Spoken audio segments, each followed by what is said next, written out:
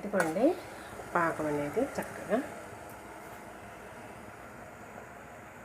అట్లా కొద్దిగా బంకలాగా వస్తే చాలు, జిగురులాగా. ఓకేనా?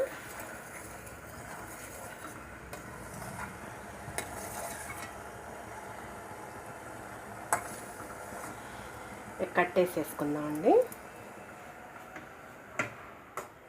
ఇక మనము అది అలా ఉంచేసుకున్నాము. ఇదిగోండి పెరుగు ప్యాకెట్ కవర్ అనమాట. చక్కగా పాల ప్యాకెట్ కవర్ అయినా సరే, లేదంటే పెరుగు ప్యాకెట్ ఈ కవర్స్ అయినా సరే, లేదంటే ఇప్పుడు డబ్బాలు వస్తున్నాయి కదా, ఆ డబ్బాలోనైనా.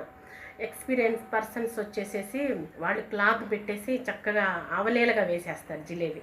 మనం ఇంట్లో చేసుకునే వాళ్ళం కదండి, ఇలా చక్కగా కొంచెం ముందు పిండి వేసుకున్న తర్వాత కత్తిరించేసుకొని చేసుకున్నాము.